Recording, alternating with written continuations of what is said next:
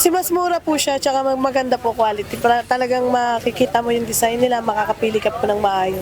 Pricey kasi sa mall eh. Kasi mas makakamura po. Bakit sa mall? Ano pa? Hindi po carry ng budget eh. Limited po kasi budget namin.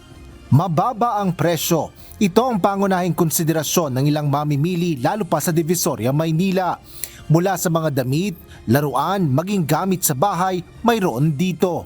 Ngunit may babala ang Intellectual Property Office of the Philippines o IPOPHIL kaugnay ng mga murang produkto. Paliwanag ni IPOPHIL Acting Director General Nathaniel Arevalo, kung mas mababa ang presyo ng branded product kaysa sa orihinal na halaga nito, maaaring ito ay counterfeit item. Ibig sabihin, peke ang produkto. Bukod dito, mayroon pang ibang pamantayan kung paano malaman na peke ang iyong binili. Unang-una yung presyo. Diba? Kung masyadong mababa kaysa dun sa original, magkakaroon ka na agad ng idea o kaya parang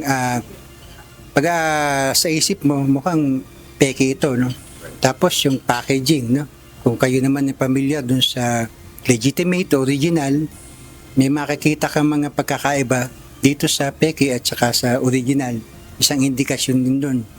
At ang isa pa, bukod sa packaging, siyempre yung mismong itsura ng produkto. No? Dito sa Divisoria, normal pa sa ngayon ang dami ng mga mamimili. Ngunit sa mga susunod na araw ay inaasahan na rin ang pagdagsa ng mas maraming tao. Bunso nito, nagpaalala ang IPOPHIL sa publiko kaugnay ng kanilang pamimili ng iba't ibang produkto. Ang ating paalala ay maging mapanuri no?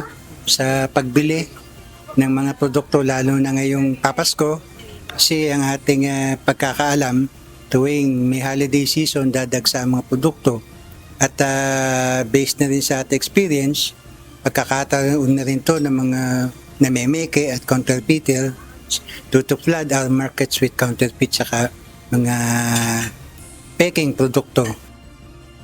Upang labanan ng mga counterfeit item, ipinapayo ng IPOPHIL na magsumbong o magpadala ng reklamo ang mga lehitimong may-ari ng mga brand ng mga produkto. Ito ay sa pamamagitan ng iba't ibang kaukulang ahensya ng gobyerno. Kabilang na ang Bureau of Customs, Philippine National Police at National Bureau of Investigation. Sa bahagi ng IPOPHIL, mayroon anila silang programa laban sa counterfeiting online o piracy kung saan may kasunduan ng ahensya sa mga online shopping platform. Of course, andyan lagi yung pinakamatindi nating parusa, yung kulong. Diba? Yung kulong. Tapos meron ding administrative fines, meron ding damages. Yung damages kasi, at saka yung kulong, you have to file a case in court.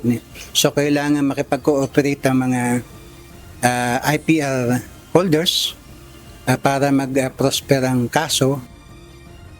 Asher Kadapan Jr., UNTV News and Rescue. Diyos ang aming sandigan, serbisyo publiko ang aming pinahahalagahan.